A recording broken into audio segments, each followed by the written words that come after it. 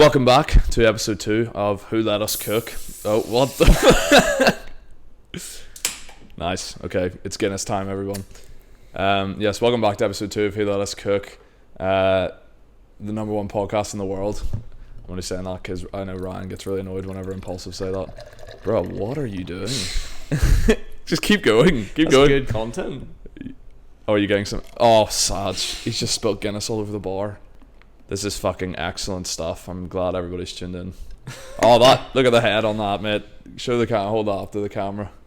Why are you holding it up to my camera, you dickhead? You have your own one. What are you doing? That one's too far away. I can You see can't get enough head. This is going terribly. Right. So today, this is going out on New Year's Day. So this is our 2023 wrap up, best and worst of the year. We're going to be talking about best and worst films, best and worst music, probably give out a few awards, talk about some disappointing stuff, and then we're going to talk about what we're looking forward to in the glorious year that is 2024. From what I've seen, it looks like it's going to be a filler year. Why do you say that? There's quite a lot of stuff that is not exciting that's coming, like because of the actors strike in America, loads of like movies and TV shows have been delayed. Are you talking about movies? Yeah, but even like music wise, there's nothing. Like I've got a few albums that I have listed here that we'll talk about in a bit that I'm looking forward to, but like there's nothing mind blowing. It seems pretty dead so far. I mean, music wise, they don't really announce stuff until closer to the time, but I know that definitely for the movie and TV show side of things, it's looking very dull. Like I tried to put together like a top 10 movies I'm excited for next year, and I got 9. Like there aren't even 10 movies that I'm excited for, and I'm like a fucking diehard film nerd. So I noticed you're wearing the same jacket as last week. Is this to keep continuity going? Yeah, but we have to be consistent. Keep the quality high. Keep the fashion high. Drip or drawing? Yeah. We only drip on the Who Let Us Cook podcast. No drowning these days. I will add, I guess I'll be real. It's freezing in here and I have one jacket, so here we are. It is fucking Baltic in here, actually. It says it's 19 degrees. That's surely not true. Nobody knows where we're recording. We're recording in, what would you call this? Like an outhouse? We are recording in a bar. Yeah, this is our bar. This is our bar set. Actually, we didn't talk about this set at all during the first episode. We didn't really do much. I didn't even intro the podcast last time. I just cracked open a bev and we just kind of went. Yeah, this feels a lot more natural, I think. Yeah, this is our bar set. We have definitely not copied the fellas at all by having a bar as our set. And as I said last week, we will be doing drinking games. It's just Christmas has been a bit hectic, and I feel like my liver needs a break, or else I'm gonna do some irreversible damage to myself. I feel. Well, know me, I'm still drinking no matter what. Do I out you? Yeah. Okay, it's Guinness 0. It's Guinness 0. I'm driving. Don't drink and drive. Very true. Very true. I think I might also be driving later, so that is why I'm not going to drink. We're keeping it cool. Do you want a 0-0? No, I'll let you have it. Okay. There is alcohol in the fridge behind me that I might end up getting. We'll see. I might text I can't even text my brother because my phone's recording the thing. Hopefully my brother will be driving later and I can crack into a bev here, but we'll see what happens. Did you have a nice Christmas? Yeah, Christmas is lovely, thanks. Just spending time with the family. I've been building a bit of Lego. I'm trying to get myself ready for next year. This is honestly one of my favorite weeks of the year. When you sort of I crack open Notion. Have you heard about it? Productivity app. No. Basically start planning out the year, just getting all my thoughts in order. Start planning 6 a.m. wake ups, cold showers, all of that. Biohacking type of activities. Yeah. Yeah. Fair enough. I mean, it usually lasts a week of these new habits, and then I go back to just being all right, this year's a write-off. Let's wait for 2025. It's like your New Year's resolution. Yeah. Have you got any New Year's resolutions this year? 6 a.m. wake up is one. Are you gonna do that every day? I've been trying that for a couple of years now, and it's not been like that. But the goal is to get up at 6 a.m., head straight to the gym, and then straight into work for 8 a.m. Fuck. So we'll see if I can manage that at least, say 3 times. That would be a success. Yeah. I don't think I do have any New Year's resolutions. Somebody suggested to me doing dry Jan, and I don't think I can. It could be good. Just prove yourself you can do it. I've got birthdays and stuff that I have to go to, though, and going on nights out sober just isn't really a thing for me. Bro, we could do 45 minutes about social alcoholism if you wanted to. No, that is not this type of podcast. It ends up being a Chris Williamson podcast. It's just me being like, yeah, I think I need to start socializing more, and I need to stop drinking. No, I'm not doing dry Jan though. Fuck that. Do you want to start with music or do you want to start with films?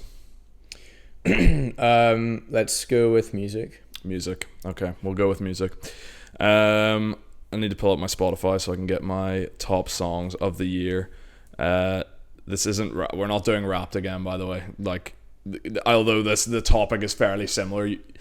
Instead of your top songs of the year, I want your favorite songs of the year. So like, there's a big difference there though. Some people say, because I do this thing where I rank my favorite 50 songs. I've been doing it since 2019. I probably said that last time. Yeah. But there's a big difference between what you listen to most and what you like prefer by the end of the year. Like, something might be like a slower song that you would rank as like, oh, it's my like favorite song of the year, but you only listen to it when you're feeling down or something like that. Yeah. There's different context. So like, that's why like something like K-pop ends up being number one most listened.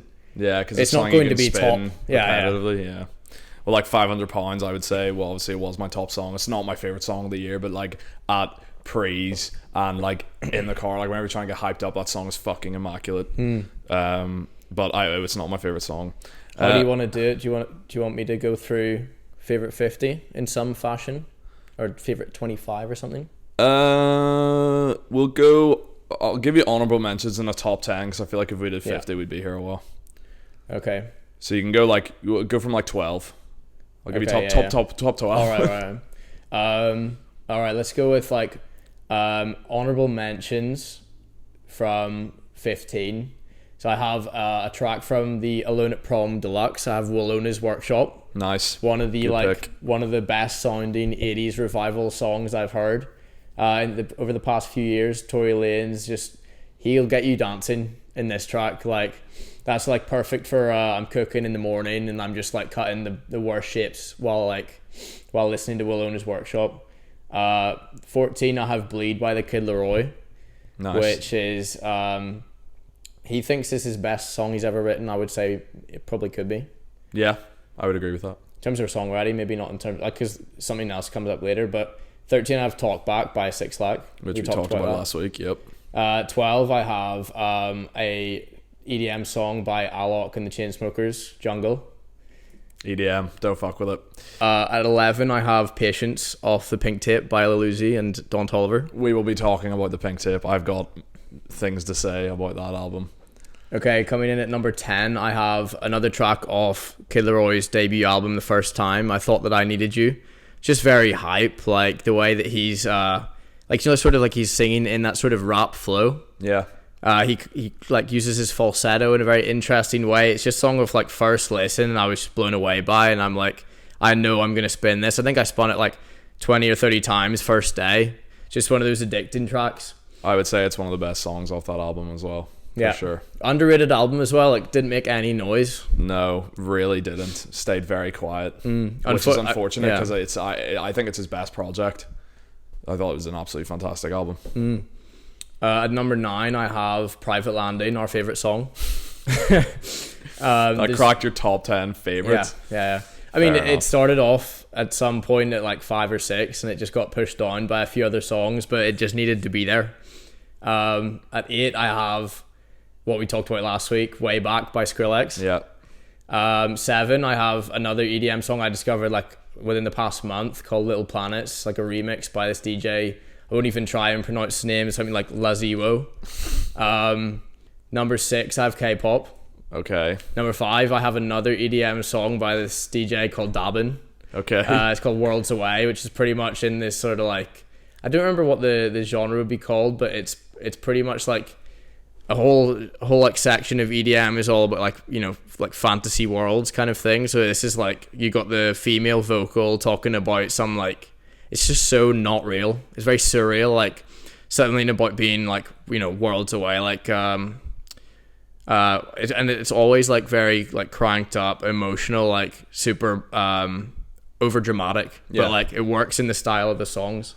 At 4, I have, so there's this like YouTuber called Aries, and he makes music content on YouTube. He kind of like popped off, similar to like how was it Charlie Puth or Justin Bieber, I guess how Justin Bieber did, but like more for like the modern age. Like he shows you how he makes his songs, and then he's probably got like a very like culty fan base who listens to the stuff on Spotify. But that song's called Snake Eyes.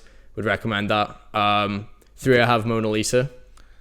So these are your top 3 songs. Okay. Yeah, so here we go. Number 3 I Have Mona Lisa. We talked about that last week. We did. Spider-Verse. Sunny, summery song, really fun.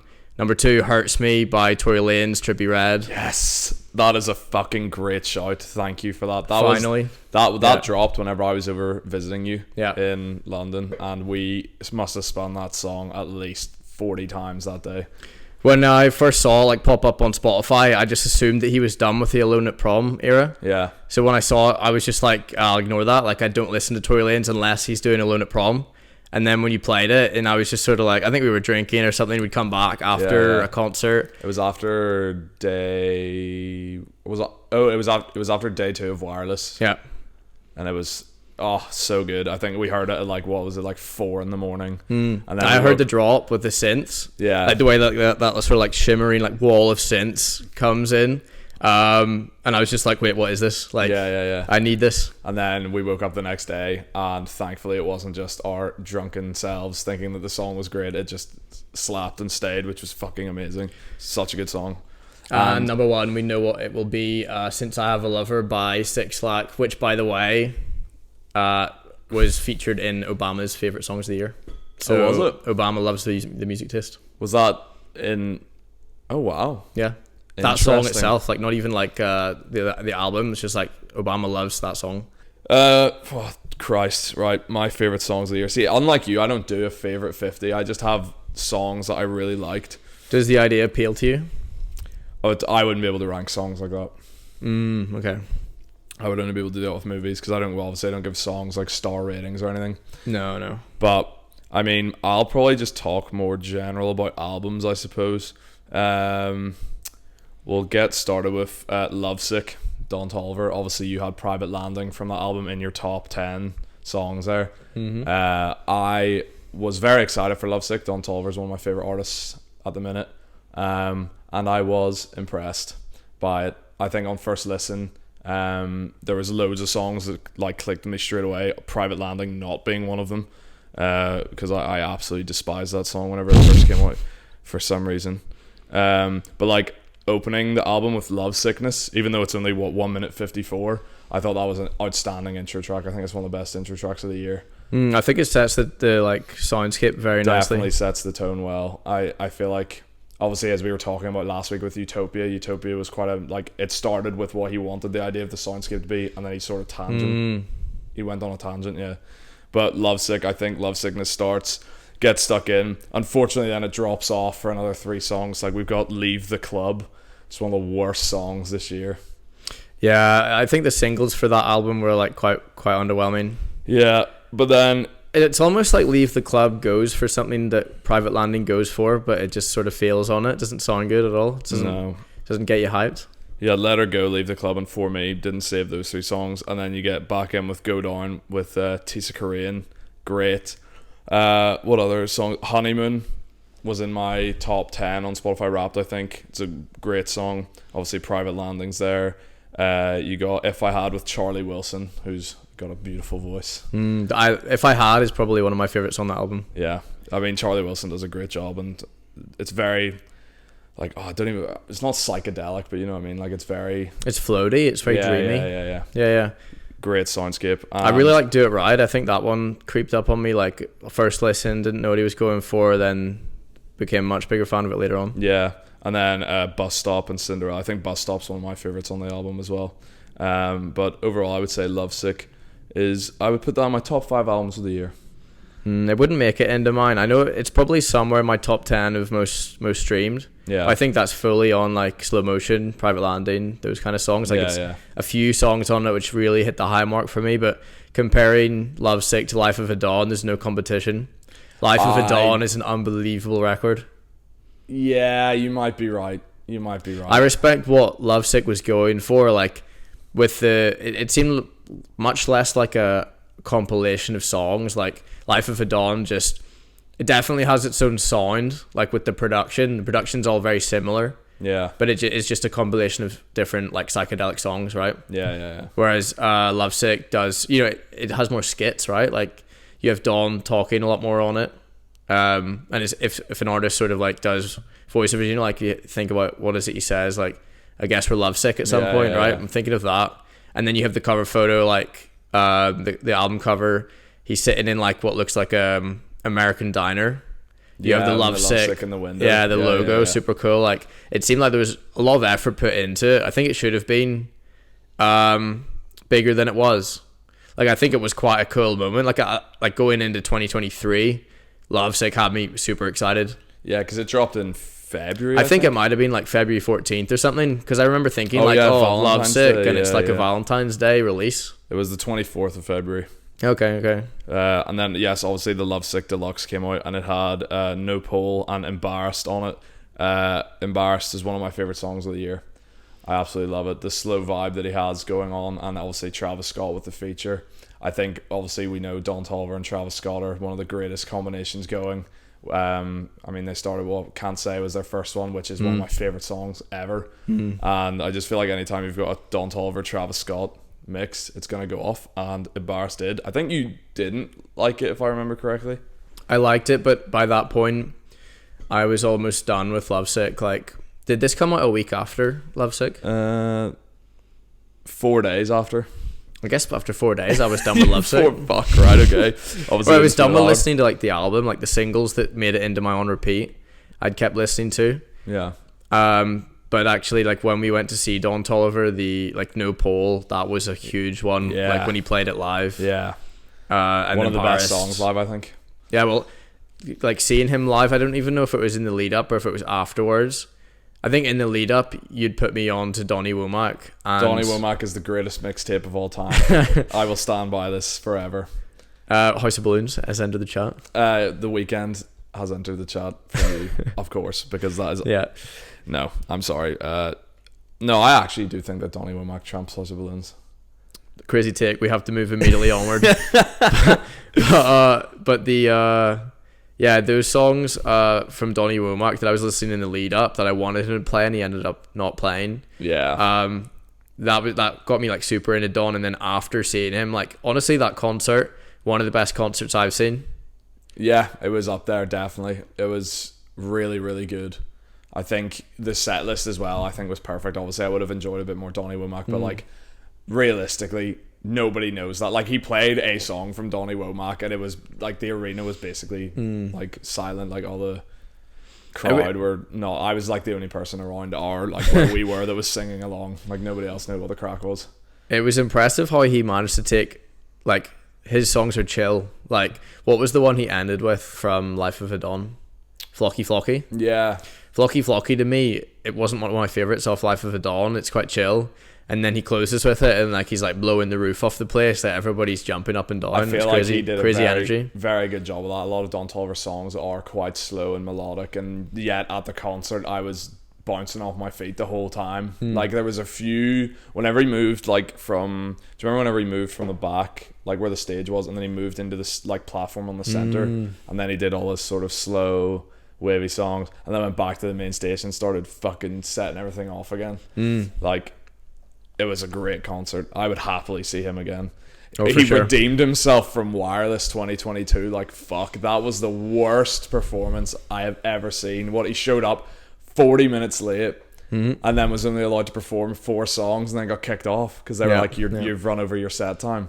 I only went to Wireless to see him and he played 4 songs and then bounced. Yeah, super underwhelming.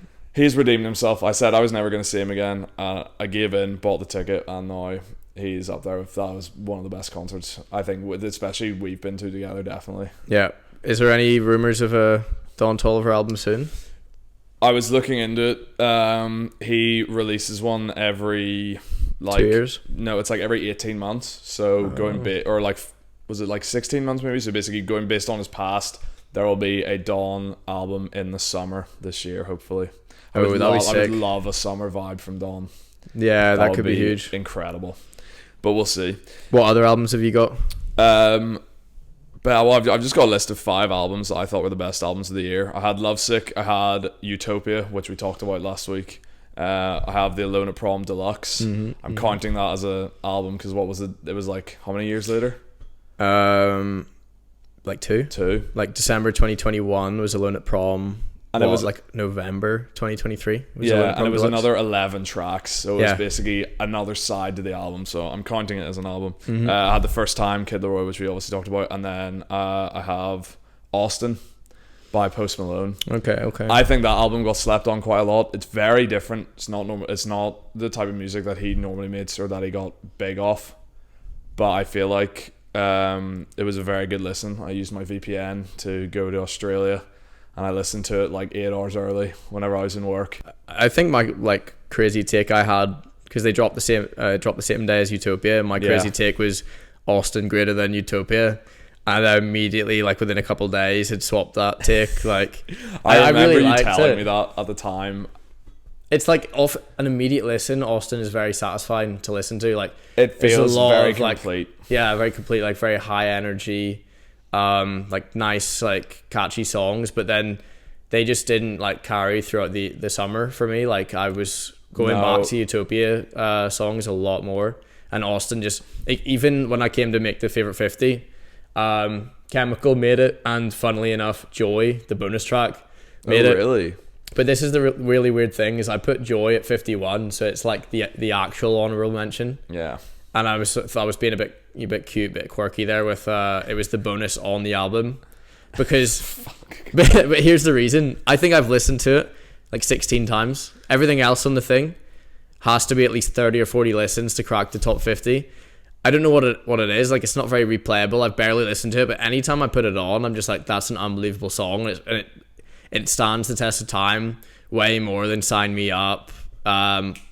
What's that one on a plane? What is it? Too Cool to Die. Too Cool to Die. Great song. Yeah, very song. Very nice. I listened to it quite a lot, but like it was almost like I just grown bored of them. Like it aged like milk for me. Whereas like Stoney and Beer Bongs and Bentleys, I definitely don't think it's his best album, but I really enjoyed. Like anytime I listen to it, I really enjoy a run through. Like I'll put it on from start to finish. Like it's very much for me an album where you would lie in your room in the dark and put it on and just spin through it. Because I don't think it's not a very. There's some uplifting songs on it. Some like what was it? Something Real reminds me of like a Hozier song. Thing with the choir in the background, very like sort of uplifting and. I want to say churchy, but I know that's not the right, like, do you know what I mean? It definitely is, because it's like a gospel choir, right? Yeah. It's very gospel. But then there's some songs on it, like Green Thumb. That song is fucking tragic. Like, that song is really, really sad. I can't remember what it's about. There's some sort of element of gardening. Yeah.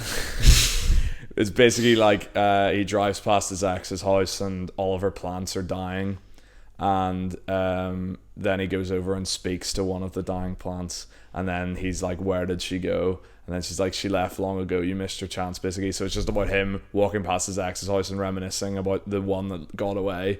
And then he talks about whenever he's on his deathbed, he's going to be thinking about her. And I was like, bruh, don't do that to me. But it was... Yeah, that was a depressing record. The whole thing's just about him being an alcoholic. And yeah, basically. But, I mean, I went to go see him on his most recent tour, which was before Austin dropped. The 12 Carat Toothache? Yeah. It was this summer. It was before I came over to go to Wireless. I saw him. It was a great concert, and he talked about like how he'd cut down drinking and was healthier, and because his daughter's here now, he's doing a lot better and stuff. So I feel like Austin will hopefully have been like him. Well, I was passing the torch on his alcoholic ways, but then you still see him like fucking shotgunning beers on a story and stuff. So I think it was all just a load of bollocks anyway. But yeah, those are my best albums of the year. I got a few albums I was very disappointed with. I'll run through some of these quickly. Like Set It Off, Offset's album, I thought it was very disappointing. Worth It with Don Toliver. Don previewed that song whenever we saw him in concert. Sounded great. Then the TikTok snippet came out. It was awesome. And then the song came out. Very good. Jealousy on this album as well. I thought was great. I mean, granted, I skip Cardi B's part every time, and obviously probably doesn't help now that they're no longer together. No, you're bad for that. I remember listening to that and thinking she did pretty well on that. No. It's just different subject matter, I think. But, I mean, yeah, set it off very disappointing. Saint Michael V2 by Trippie Redd. Very disappointing year for Trippie Redd. Oh, Trippie Redd. Yes. 3 albums in 1 year. 3 albums in 1 year, and all of them, like I have all of them let us down. I have Saint Michael V2 and A Love Letter to You 5 in my disappointed category, because obviously the A Love Letter to You series is a pinnacle series. I have enjoyed every album. This one, there was 2 songs on it maybe that I have saved, but it was very disappointing. And then, yeah, Saint Michael V2, he dropped that EP with Van Cleef Island, what was it, 1716 Ohio or something? Osage. Osage, yeah. 1716 Osage, which is great. And then he said, I'm going to drop an LP that has more songs like this. And there was none on it that were worth a save. And then in my shite category, I have Mansion Music. That album was fucking awful. Yeah, the mixing on it was terrible. Yeah, you said that they would fix Crazy Train with Travis Scott. That song, which had a lot of potential. So much potential. They absolutely drowned Travis out with one of the worst beat switch ups I've ever heard. Yeah. It was awful. And then I think the only song I have saved of Mansion Music is Nightcrawler with Juice. I like Psycho and Fully Loaded. Fully Loaded. No. Trippie Redd had a terrible year. I don't even think, was there anything that I had saved from him, like feature wise? Did he even appear? He had a banger year for me. He's featured twice in my top 10. Well, Hurts Me, obviously he featured on that, which Hurts Me and Way Back.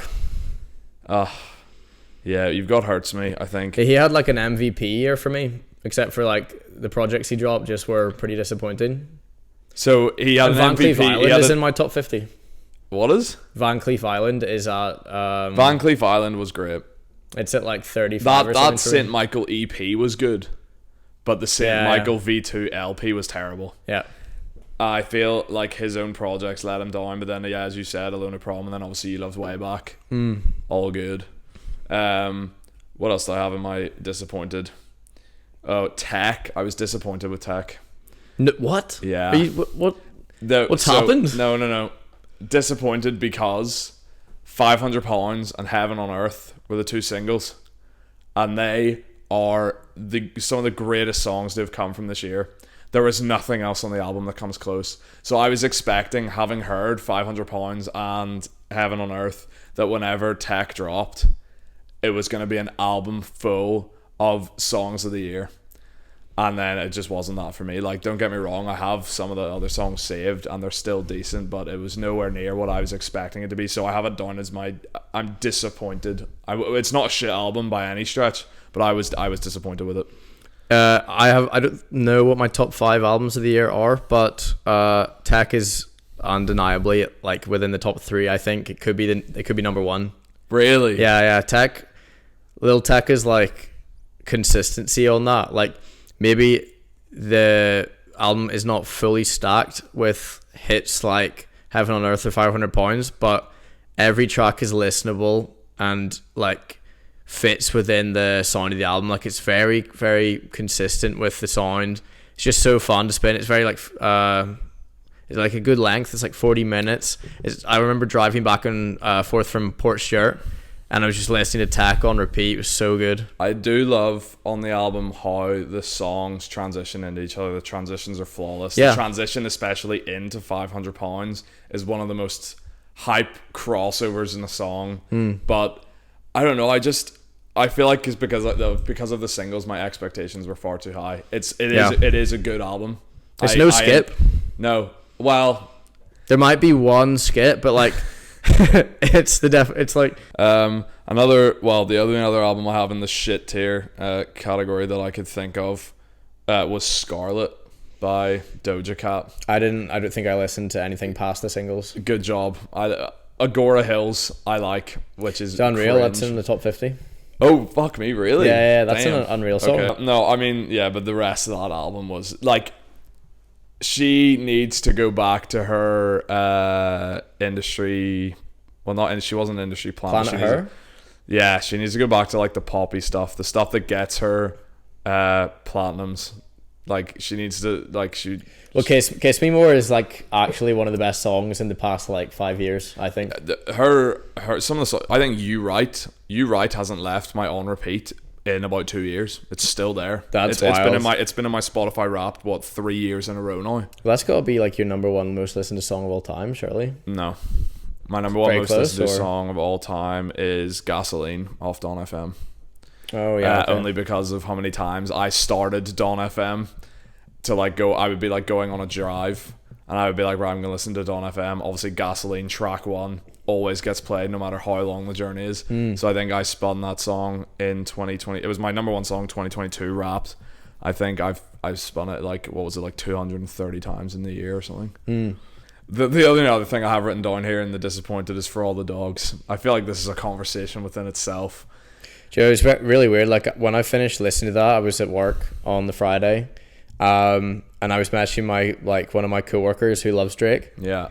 We were doing like a live reaction in Teams, and then at the end of the album, so I'm not a Drake fan. I don't think I've listened to like many Drake albums like front to back. The only one that I would have listened to front to back was the House one, for obvious reasons.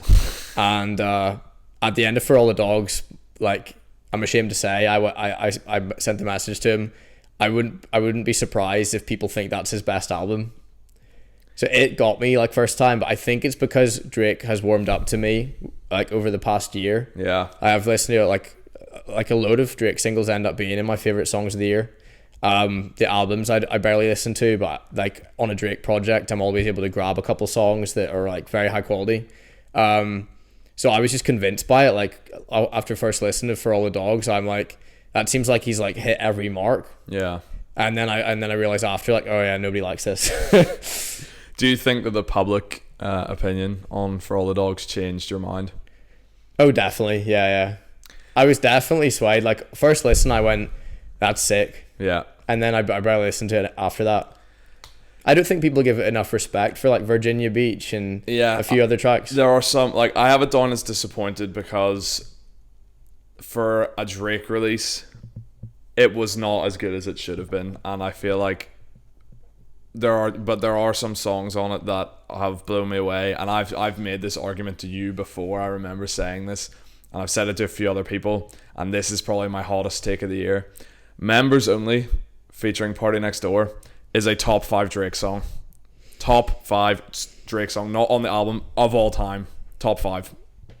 The trouble with the statement that you've made is that if you don't say that Tried Our Best, is it Tried Our Best or Tried Your Best? I think it's Tried Our Best. Let's see, let's give it a scroll. Tried Our Best. If you're including Members Only, you must include Tried Our Best. I think Members That's, Only I think, is the best song on the album. No, Members Only. Well, obviously by the point that I've just made, Members Only is the best song on that album. But like, I was disappointed by it. But in saying that, I still have them all saved. I don't spin them as much. Like, there are some great songs on that album. There are some disappointing songs on the album. I think overall it is a disappointing package. But like, I mean, and he said he's going to retire now. He did say he's doing a Europe tour this year though. So I will 100% be there. What's up with this retirement thing?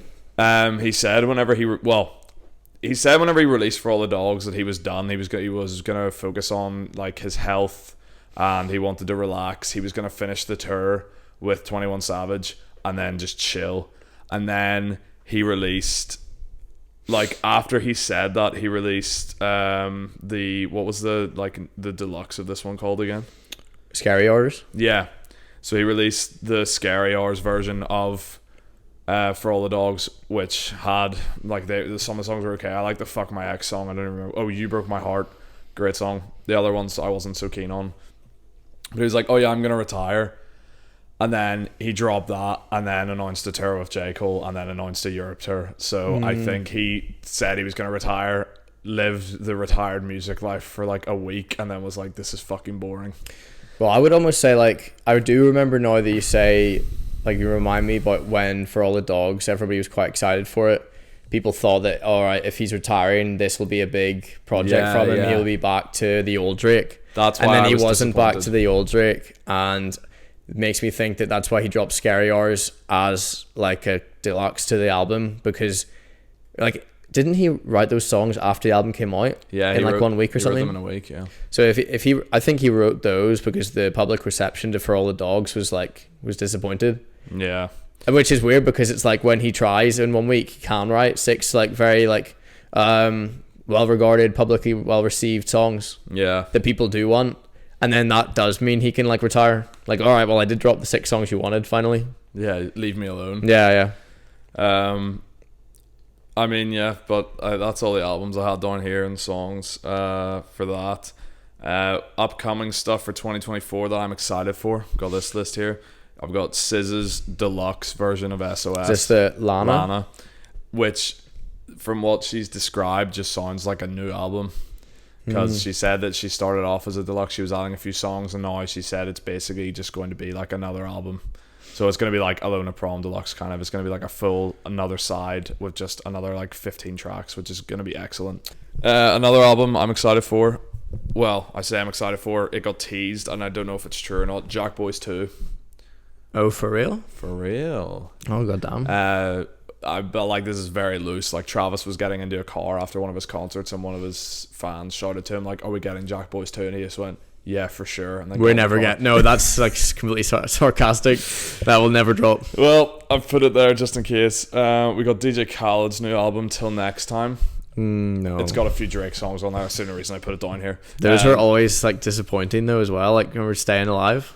I enjoyed Staying Alive. Oh, not. I started spinning that this summer. It was a very summer song for me. Okay. I've got here obviously Ye and Dolla Sign's Vultures.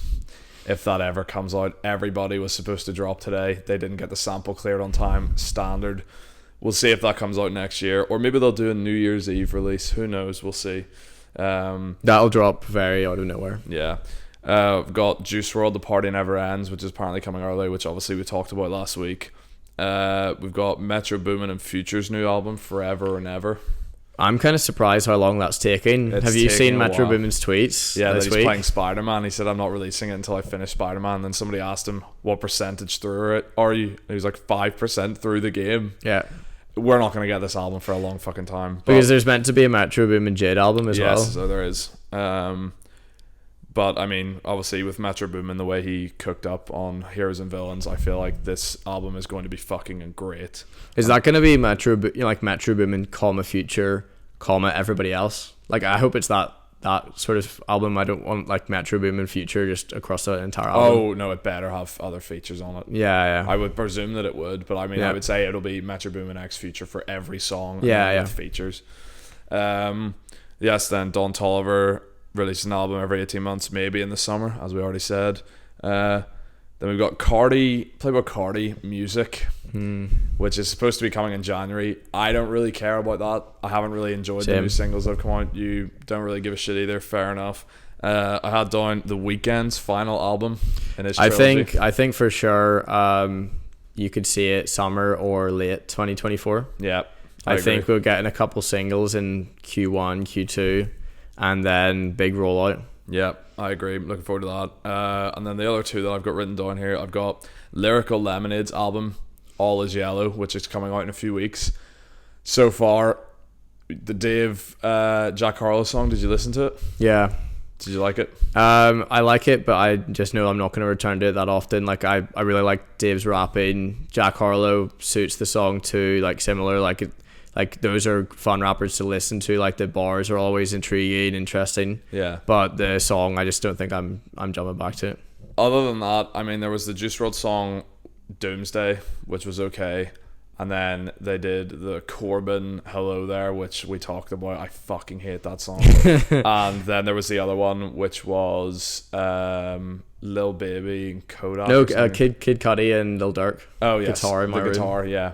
So those are the 4 singles that they've dropped for that album. So I'm not gonna lie, it's looking bleak. It's very bleak. All is yellow, all is beige. I mean, to be fair, it's not. It's like 50-50. Like Doomsday, people liked. Stop Giving Me Advice, that was good. Yeah. So like, and the other two, they're just not really saying much. I don't know. And then I have the Will Khalid ever drop his album? No, straight up. I think Khalid's done. Like, I think Khalid's just gonna pop up for a few like DJ features, unless like I mean, it just feels like he's just completely dropped the ball. Like it used to. When was feel this like, album supposed to come out? Was it last? It was 2022. It was called what was it called? Like, I don't know. I'll give it a Google here. Hang on. Khalid new album. Yeah, because it's not called New Normal. Everything is changing. Everything is changing. Yeah, that It was now available to pre-order in the fall, and that article's from July 2021. there were he never had a pre-order. He could not have. There was a pre-order link in this website. Yeah, Yeah, I mean his that's current single "Working." Yeah, you can literally. There was a link to pre-order the album from his official website. So that album was supposed to drop in the fall of 2021. It's now the start of 2024, and it still hasn't come out. same thing's gonna happen. Like like when Kid Laroi took too long to release an album, he's fallen off. Yeah. Khalid used to run the game, and I just don't think he's gonna come back with a single that does the same numbers as he used to. He has fallen off hardcore, but I mean, yeah, that's all the upcoming stuff I had for 2024. Again, as I said at the start of the podcast with music, they don't really announce anything too early on. I mean, we've got Cuddy's new album, Insano. I don't like Cuddy, so I'm not looking forward to that. Cuddy's had some good stuff. Like I really loved Man on the Moon 3. That was a good album. And then I think it was underrated his I think it was called Intergalactic for the No idea. the Netflix show that he had. There's a really good Don Toliver feature on that. Ooh, okay, I'll spin it now then. And I think that this year really needs Frank Ocean and Rihanna. Well, from the rumors I've seen online, that seems likely. I know For which one? Rihanna for sure. Apparently, she is prepping a big album rollout / worldwide tour. Oh, really? Yeah, I read something about that. Yeah, Rihanna but I mean, comeback would be again, huge. Rumor mill, so probably bullshit. And then Frank Ocean, he posted a snippet, didn't he, recently? Yeah, I think so. Have you heard the new Lil Tecca snippet? We didn't talk about this No. earlier. Oh my god, I can't even show you on my phone. Hang on. I'm definitely going to get copywritten if I play this out loud, so again, we'll be back. He posted on TikTok today saying, "Give me a date." And then the top comment is 1/1/24, first song of the year, needed. And it's got a few thousand likes, that comment, so that song could have come out today for our listeners, could be coming out for us in a few days, so that would be fucking incredible. Yeah, it sounds pretty good. Hopefully, like another Lil Tecca album, 2024 would please me greatly. Yes, I would be keen. Well, unless you have anything to add music wise, I think we can hard pivot into our film section. Yeah, if you let's want. do that. Okay. Let me pull up my Letterboxd. So I'm just gonna run through my top 10 movies of the year real quick, and then see if you agree with any of my picks, and then I'll shoot it back to you. So 2023 in film, I'm gonna shoot you my top 10, and I want you to see what they're saying. You might want to pick up your mic for this, bro. It's gonna get heavy. Oh, shit, really, bro. Holding his pint instead of his mic. All right. At number 10, I have Guardians of the Galaxy Volume 3. I think it was a very solid entry in the MCU, but the MCU has fallen off greatly, unfortunately. Number 9, actually, yeah, at number 9, I'm going to give it to Blackberry. Okay. I very much enjoyed that movie. I think Glenn Harden's performance was fantastic. I hope he gets an Oscar nod for it. He's definitely not going to, but it would be so funny. Yeah, no, that'll be a snub. Number 8, I have All of Us Strangers. I was lucky enough to catch this at a film festival, so it doesn't actually wide release until end of Jan. You should definitely watch it whenever it comes out. It's really good. Paul Mescal, Andrew Scott. Oh, okay. You Very, very good film. Number 7, Talk to Me, the Raka Brothers horror film, A24. Have you seen it? Of course. It Seen is it twice. Absolutely excellent. Very, very good. I really enjoyed the montage in the middle as well whenever they were doing all the hand shit. It was class. Number 6, I have a Netflix original, They Cloned Tyrone, with Jamie Foxx and John Boyega and Tiona Paris. Have you seen that? I have. It used to be like just outside the top 10. It's fallen quite a bit, but that was a really, really fun watch. Yeah. Number 5, I have John Wick Chapter 4. A great end to the franchise, I say. There, I've seen rumors online there's going to be a 5th one. I think that would kind of ruin it. But there was some great action scenes. The top-down action scene in the hallway was fucking excellent. Number 4, I have Creed 3. R.I.P. Jonathan Majors. I really, really liked it. I get shit on this take, I get shit on for this take quite a lot, but I thought Creed 3 was excellent. I haven't seen a single Creed movie. I watched 1 and 2 just before going to the cinema to see 3. I saw 3. I saw 3 in IMAX, and it was really, really good. I would definitely recommend watching it. At number 3, I have Poor Things. This is another film that I caught at a festival. It's coming out in January as well. Emma Stone, Mark Ruffalo. I'm sure you've seen the trailer. Oh, for sure. It's probably like most anticipated that I haven't seen yet. Yeah, it was really, really good. And then at number 2, I have Spider-Man Across the Spider-Verse. The reason that this is number 2 is because it felt like a very part 1 movie, which really pissed me off. Yeah. Whenever part 2 eventually does come out, I'm sure that ranking will change. Because at number 1, I have a different animated film. I've got Teenage Mutant Ninja Turtles Mutant Mayhem. That is my number 1 movie of 2023. I know that this got like a lot of like acclaim, but I just don't know what it was. Like, it was almost like the childish nature of it, which a lot of people love because they are teenagers. Yeah, it just didn't really work for me. Like, I thought it was a good film, but it didn't like sort of supersede anything. It didn't rise above that. See, that's the thing. A lot of people have said to me that they don't understand why I put it higher than Spider-Verse, but I think it is because of the part 1-ish nature for Spider-Verse, and then for TMNT, they nailed the fact that they were teenagers on the head, the lingo, the things they were talking about, and then the action was incredible as well. I really enjoyed a few of the sequences in that.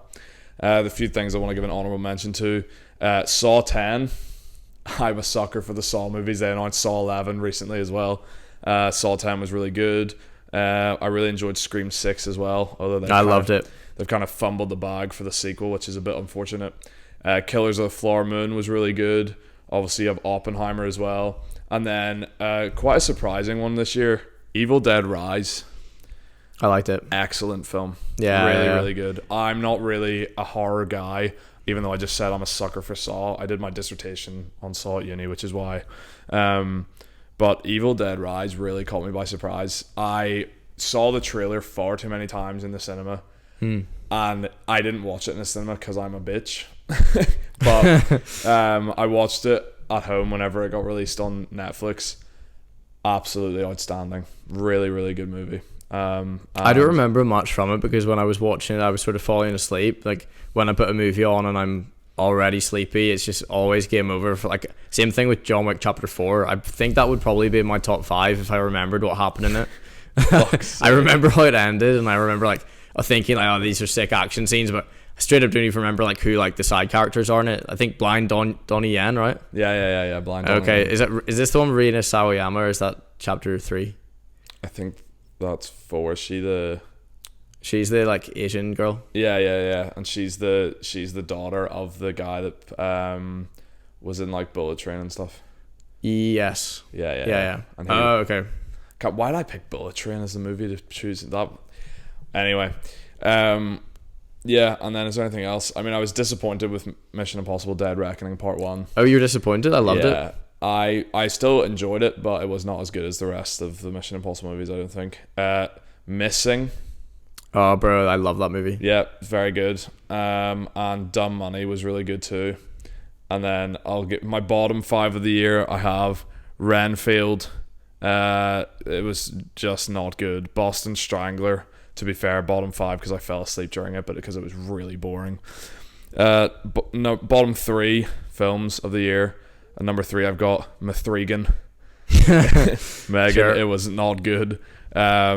It's just like just a shitty horror movie about a doll. Did you watch it? Yeah, but it was just one of those like stick it on. It appears on like Sky Movies, and you're like, so sure, dumb. I'll see it. Yeah, so dumb. Number 2, 65 with Adam Driver was so boring, so unbelievably boring. Me and my dad watched it, and I'd already like put my earphones in, like one of the movies which I just wouldn't finish. Yeah, no, it was so dull. The concept I thought was great. I was really excited for it because it intrigued me, but they just it was that terrible. Movie feels like an AI wrote it. Yeah. The script had nothing to it, and like a spaceman fighting dinosaurs. That's awesome. How did they make it boring? Yeah. Anyway, and then my worst film of the year is Cocaine Bear. Yeah, no, I felt the same way. I think Cocaine Bear. No, but I actually don't know why it's like so low for you. I think Cocaine Bear was like 3 out of 5 territory. Like it was just fine. So that's But it bored me as well. Like I was just checked out. It's a half star. I thought it would have been way funnier. But yeah, I'll throw it over to you for your top of the year. Okay, I'll give honorable mention to The Holdovers, which I watched a few days ago. Yes, that is getting released in cinemas here in January, so I have not seen it yet. Oh, okay, you're waiting for the cinema? Yeah. Okay, I respect that. Like that, I think I watched it on like an iPad, so like I wasn't, it's not like I'm immersed or anything. Yeah. But that's like, it feels like a classic movie made in 2023. So like it sort of feels same thing as like there's a movie came out called Eileen. Did you watch it? No. Eileen, when it starts, I think they use the old like Warner Bros or whatever like distributor it was. They're using the old logos, like the sort of, you'd probably know what they call like kind of the intro cards. Yeah. You feel like you're watching a movie from the 70s, and the same thing with The Holdovers, but more for like a classic 80s Christmas movie. Nice. Just very wholesome. I don't understand why Paul Giamatti is getting so much praise for the performance. Like it's really good, but I've heard people say like he may win over Cillian Murphy in Oppenheimer. I think that would be a travesty. Like that would be a huge snub. I think Cillian Murphy's got it in the bag. I think it's a Ryan lot. Gosling will also get nominated for Barbie. Oh, that's the other one. If Ryan Gosling wins over Cillian Murphy, it'll be a joke.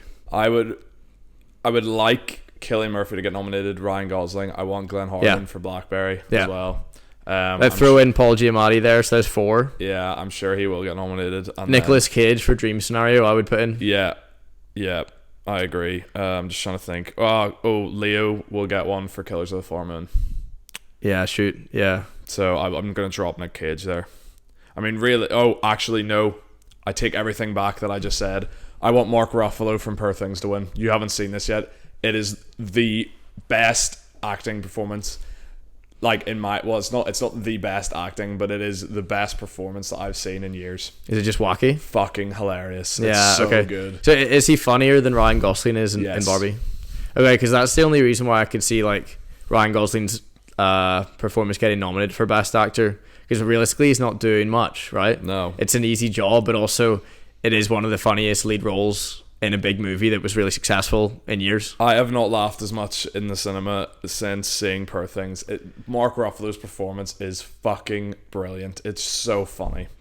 Yeah, you got me even more hyped. That movie looks really good. And the fact you have it number 3, you're telling me Mark Ruffalo, hilarious performance. I need to see it. You will really enjoy it. Okay. So I'll skip any other honorable mentions. My number 10 was Talk to Me.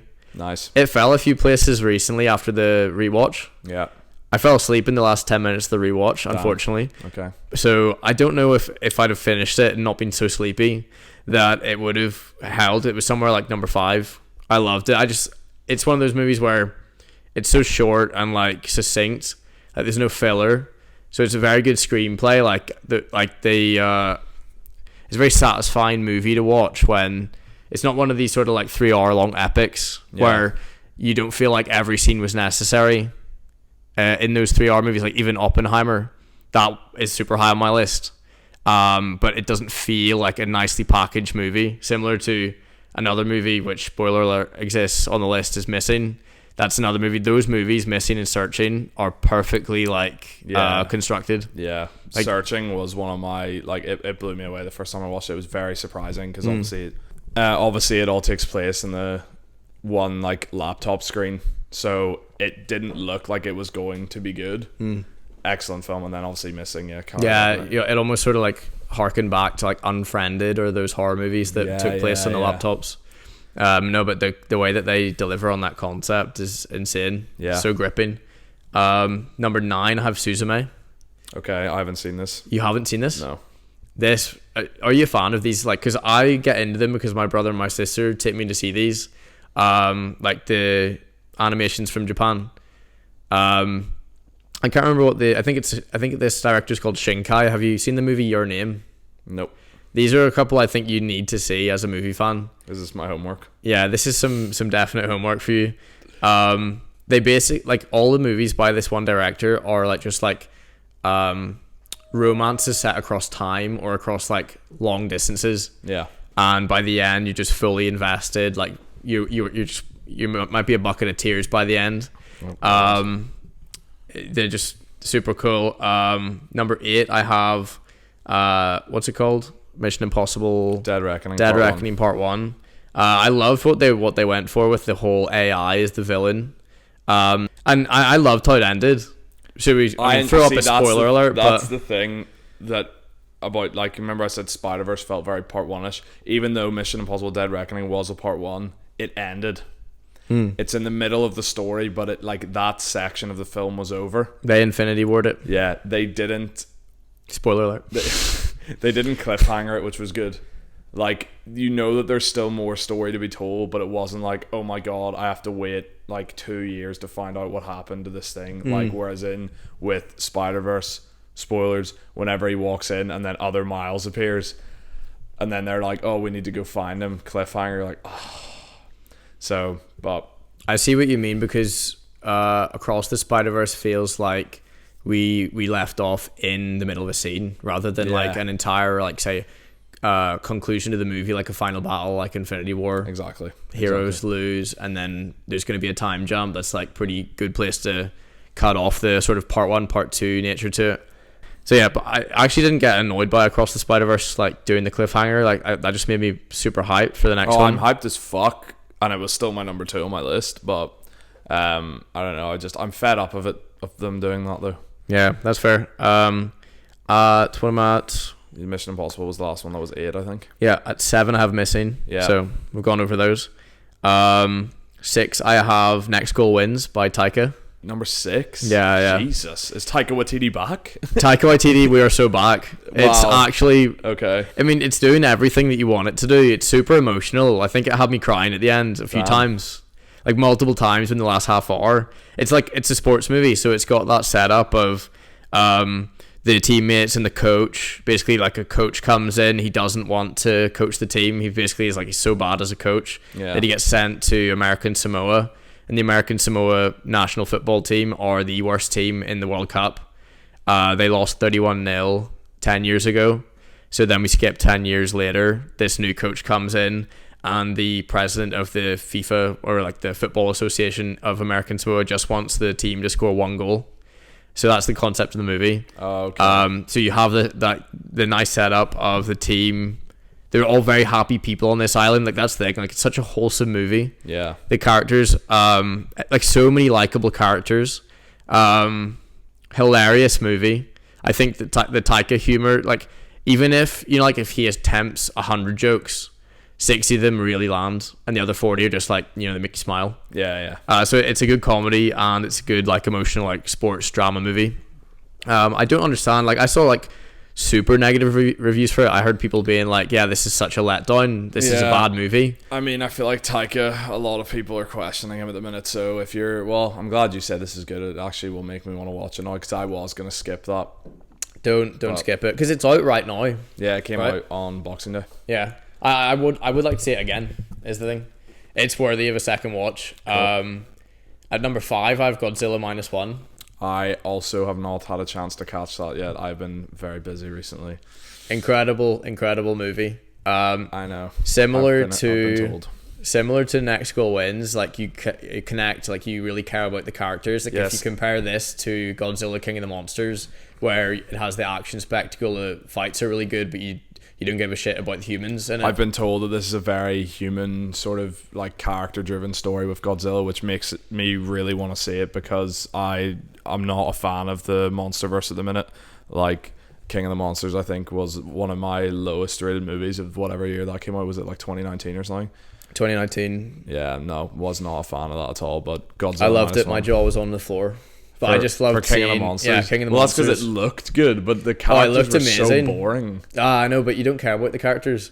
But that is why when Godzilla -1 comes out and they do the character bit, like, I would say, because it's just got Godzilla in it. There's no, like, Mothra or can't remember what the big guy's called with all the 5 heads. No, me neither. But so it hasn't got as much spectacle in terms of monster fights. You just have the Japanese, like, navy against Godzilla. But because you have the character drama going on, I'm telling you, like, the character drama in this, like, it has jaw on the floor. They literally swap it. King of the Monsters, they do a crazy zoom in on a monster fight. It's got your jaw on the floor, and you're like, this is a sick movie. Yeah. You might not agree, but for me, the action really worked in that. In this one, the character moments, they have your jaw on the floor, and you're like, it's insane. It's like super, I wouldn't say twisty, but like it really like throws in some punches. I will definitely be checking that out then. Number 4, I have Across the Spider-Verse. Cool. Okay. That's pretty easy. I feel like Across the Spider-Verse will appear like in most people's top 5s. Yep, Like, for sure. it was just a resounding success. It was fucking excellent. Number 3, this is where it's like we're talking like pretty much perfect movies, I think. Yeah. 3 is Dream Scenario. Wow. Yeah. Wow. Really? I watched it one night, the following night brought a friend to it. Wow. Yeah. Fuck. I never want to see that movie again. No, like profoundly life-changing. Like That scene where he's in the bedroom with that girl. that's one of the funniest scenes. I think that's the funniest scene of the year. Pissed myself whenever I was watching it, but I went to go see this with Ryan, and we were literally like gripping onto each other for dear life while watching this because it was so cringed out. I don't understand that. I understand the sort of awkward, the cringe. I just don't feel the cringe because I'm watching a movie. I don't know how it's possible to feel cringe. No. I actually was like struggling to watch it. I kept like turning away. It was. I think maybe it's just like different taste. I was relishing it. Oh fuck it! Oh no, I never want to see that movie again. You don't. That movie worked on such like a high level. It's a for great me. movie. It's a really really good movie. I can't put myself through watching it again. Okay. So you're focused on like the awkwardness aspect of it. Yeah. Okay, fair enough. At number 2, I have a movie I don't think you've seen, the first Slam Dunk. No, I have not seen this. This is another anime movie, right? Yeah. Which is, it's crazy. I didn't not know I liked these movies on such a high level, but they really worked for me this year. It's another a crazy like another sports movie in the top 10. Yeah. Didn't think that would happen, but it's basically just the tale of like a climactic basketball game in a like regional tournament, and actually very similar to Next Goal Wins. Like they're going up against the best team. Well, no, Next Goal Wins, they're not going up against like this behemoth of a team. First Goal Wins, they're going up against. Do you know like in anime where they like magnify things, like they make things super dramatic. Like the villain is the most powerful villain in the entire world. Yeah. They basically do that with like the lead, like sort of like the main guy on the villain team that they're playing in this final match. He is the best basketballer to have ever walked the planet. Yeah. It's like Michael Jordan. Yeah. Fair. He's Japan's Michael Jordan. And it's like in a teenage league as well. So it's like this is the teenage. You know, he's getting scouted for all of the uni games. Cool. That sounds dope. Basically, as another point about it is like. This one is similar to Next Goal Wins. You like get each character on the team's like backstory throughout the movie. Yeah. So the way they tell it is that the entire match is being played out. So like you might be in the final third of the movie and there's 5 minutes left in the game, and like that stretches over like 45 minutes of time, and they fill in that 45 minutes of time with like what do you call them, flashbacks. Yeah. And it tells the villain's character story. I keep calling it villain, but like, yeah, the opposing team. Yeah. Which I guess is the villain of a sports movie. And that one, it's super tense. Like the moment at the end of the game, super anime style. Like it's, they almost do, which is weird. My number 1, so I'll just say, is Oppenheimer. Do you remember in Oppenheimer when the bomb goes off and they go from like silence, so long of silence and like white light, straight to the explosion, and then the explosion of sound follows. I saw that they do the same thing with the first Slam Dunk. I saw that shit in IMAX, bro. I thought my fucking head was gonna explode whenever that happened. It was a jump scare of the year whenever that sound from the bomb kicked in. It was fucking crazy. I'm surprised it's not on your list. I really enjoyed Oppenheimer. I think it was number like 16 on my list, but I didn't connect to it the way everybody else did. Like, it is an incredibly well made film, and I think it shows that film is back, and the way that he made the film is just absolutely outstanding, but it is nowhere near Nolan's best. Hands down, it's Interstellar. Oh, right, well, yeah, you'll never like, you'll never hear me complaining about that take. I think Interstellar is his best, but I think there is an argument to be seen. I could see why somebody would say Oppenheimer is his best movie that he's made. I would say technically it's probably up there with one of the best movies he's ever made, especially because he did everything practically and in camera, which is incredible. Yeah. But for me, it just wasn't as good as the rest of his films. I say not as good. If you want to get technical about it, I think it was made incredibly well, but enjoyment wise while watching it, I thought it was really good, but it didn't grip me like it seems to have gripped everybody else. I mean, I bought it on Blu-ray, like I do have it. I will watch it again, but I think the only thing like really holding it back a little bit was the final 45 minutes wasn't as gripping as the first that's what I mean. 2 hours. First 2 hours was all about the bomb. Last hour was basically a court drama. Yeah. Very strange. I think almost it needed to be shortened. Like if that had been taking place in about 25-30 minutes. Yeah. Cut a bit of it. Agree. It dragged out towards the end. All right. Well, I mean, to be fair, we didn't have much crossover on those lists, but yeah, that was a pretty good like variety, I'd say. Yeah. A few you haven't seen. Will definitely be watching Slam Dunk and Suzume. Holdovers, Suzume, and Godzilla. And Next Goal Wins. And Next Goal. Fuck me. I'll watch all of them, don't worry. I'll report back. I'm trying to think, any TV shows that came out this year that were good? I mean, Invincible, the first half of Invincible season 2 was very good. I completely forgot that it came out. Have you not watched it? I watched the first episode and then I just totally forgot because the boys, or Gen V, had like all my attention. Yep, Gen V, that was really good as well. I don't know what other TV stuff came out this year. I've got a list on my phone, but nothing's really jumping out at me for the best TV of the year. I've really like fallen off with TV. TV used to be the one I was like more passionate about, I think, just because like you can get hooked watching a TV show, like like you can't stop watching it. Where you sit down and watch a movie, it's done in an hour and a half. But yeah, I'm just looking forward to House of the Dragon season 2. I still haven't finished season 1. Oh, that's awful. Yeah, I know. I've watched the first 5 episodes and then just sort of stopped watching it. That's the time jump, isn't it? Yeah, I know. My brother shouts at me all the time. He says it's excellent. So I will get around to it, especially because they are filming House of the Dragon, or not filming, they're releasing House of the Dragon season 2.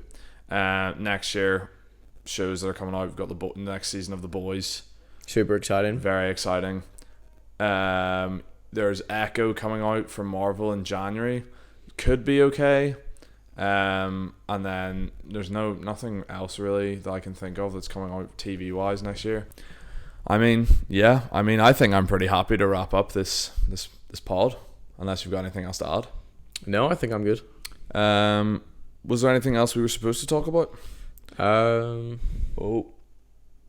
Well, the timing of that is immaculate. Holy the exact shit. Same thing that happened last time has happened this time. His fucking camera's just died. Was that the other camera last time? No, that one died last time. So we've pretty much timed this absolutely perfectly again. Best of 2023 and most anticipated 2024. I think we're all good. Thank you everybody for listening to episode 2. I do apologize because this one has been really long. I think we're over the 2 hour mark. Oh god damn. Yeah. What was it last time, an hour and 40? Yeah. Well, no, the episode last time was 1 hour 10 minutes. Oh, but that's post editing. Yeah, so I think this one post will still be like 2 hours. Oh fuck. If you made it this far, fucking well done. You obviously really like us. But yeah, thanks for listening everybody. I hope you had a lovely New Year's Day and you're not too hungover. We will be back again next Monday with a new episode. Make sure to follow us on Instagram at Who Let Us Cook Insta. Follow us on TikTok with Who Let Us Cook Pod, and you can find me in Saj's handles in the description of our Instagram if you want to give us a follow as well.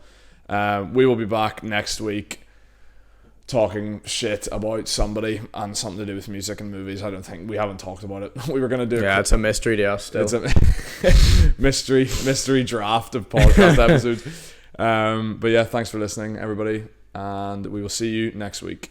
Cheers. I don't have a drink, unfortunately.